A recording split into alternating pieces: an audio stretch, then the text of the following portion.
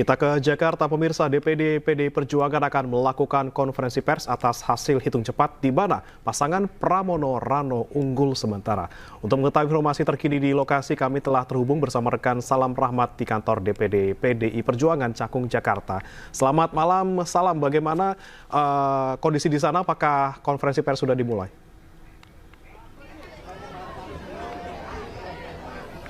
Ya, Bre, dan juga pemirsa, untuk konferensi pers dari DPD PDI Jakarta ini nantinya akan dilangsungkan pada pukul 11 malam atau paling lambat pada pukul 11.30 waktu Indonesia bagian Barat nanti.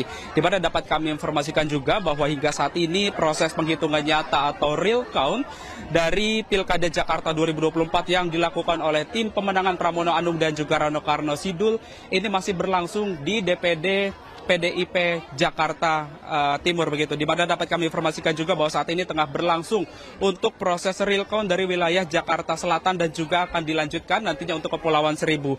Dan memang dari informasi yang kami dapatkan bahwa saat ini memang dari tim pemenangan Pramono Anung ini menyatakan bahwa saja tren elektabilitas dari Pramono Anung dan juga Rano Karno ini mengalami peningkatan yang cukup signifikan begitu ya jika dibandingkan dengan beberapa waktu yang lalu, terutama pada wilayah Jakarta Timur, Jakarta Barat, Jakarta Utara, dan juga Jakarta Pusat.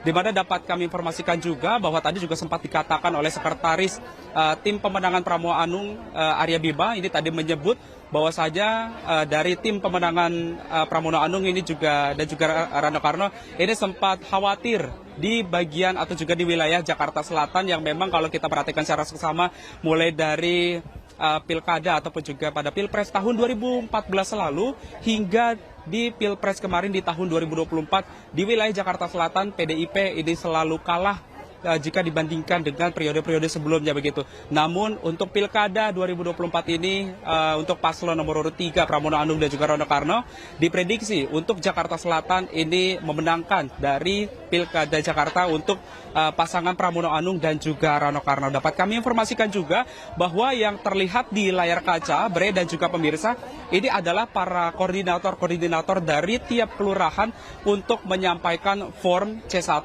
yang nantinya ini akan disampaikan begitu untuk nantinya dilakukan rekapitulasi suara untuk menunjukkan real count yang sesungguhnya. Maka dari itu memang akan diproyeksikan begitu apakah nantinya dari penghitungan suara yang dilakukan oleh dari quick count lembaga-lembaga survei maupun juga real count yang dilakukan oleh tim pemenangan Pramono Anung, apakah nantinya akan ada kesesuaian suara yang sama ataupun juga ada perbedaan suara. Namun dapat kami informasikan juga bahwa dari tim pemenangan Pramono Anung dan juga Rano Karno ini optimis bahwa Pramono Anung dan juga Rano Karno ini bisa tembus atau juga lolos dalam satu putaran. Dapat kami informasikan juga kepada Anda, Bre dan juga pemirsa, meski real count ini belum sampai 100%, namun tim pemenangan Pramono Anung dan juga Rano Karno ini bisa unggul dalam satu putaran begitu, karena dapat kami informasikan juga bahwa melalui 5 lembaga survei yang ada ini menunjukkan trennya berada di atas 50% untuk pemenangan dari Pramono Anung dan juga Rano Karno. Di mana dapat kami informasikan juga bahwa ini tidak dapat dipungkiri langsung karena kekuatan branding elektoral dari Pramono Anung dan juga Rano Karno yang dengan slogannya begitu Jakarta Menyala, yang memang ini juga turut membawa dari program kerja maupun juga visi misi yang nyatanya ini disampaikan bahwa ini visi misi maupun juga program kerja yang dibawa oleh Pramono Anung dan juga Rano Karno ini berlandaskan atas kepentingan masyarakat Jakarta. Dapat kami informasikan juga bahwa tadi sempat disampaikan bahwa tidak hanya dari masyarakat dari etnis Betawi saja yang mendukung dari Pramono Anung dan juga Rano Karno, melainkan juga paguyuban dari tiap-tiap daerah maupun juga seperti dari masyarakat Batak yang tinggal di Jakarta maupun juga dari masyarakat Jawa yang tinggal di Jakarta ini sama-sama mendukung untuk pemenangan Pramono Anung dan juga Rano Karno. Bre. Baik, kita nantikan update dari sana. Terima kasih Salam Rahmat melaporkan langsung dari kantor DPD PDIP Cakung, Jakarta. Selamat bertugas kembali.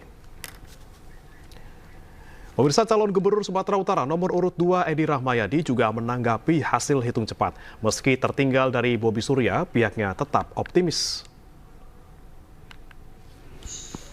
Berdasarkan data hitung cepat dari Badan Saksi Pemilu Nasional PD Perjuangan Sumatera Utara, pasangan Edi Rahmayadi dan Hasan Basri kalah dari paslon Cagup-Cagup nomor urut 1 Bobi Nasution dan Surya. namun data yang masuk sekitar 30%. Edi beserta tim masih optimis dapat mengejar suara. Menurutnya, rakyat akan memberikan suaranya kepada orang yang diinginkan. Kalau yang kita lihat, quick count di TV tadi adalah posisinya di 65% dan 34 atau 35 tadi ya posisinya. Nah, kita cross check kemarin, baru 30% terdata di tempat ini. Kondisinya juga tidak jauh beda. Posisinya di 60-40, berarti tak jauh beda. Walaupun baru 30%. Kita ikuti sampai nanti menjadikan kepastian. Inilah demokrasi. Rakyat memilih suara rakyat dan dia adalah memberikan amanah kepada siapa yang dikehendaki rakyat. Jangan beranjak pemirsa, Breaking News masih akan kembali usai jeda berikut ini.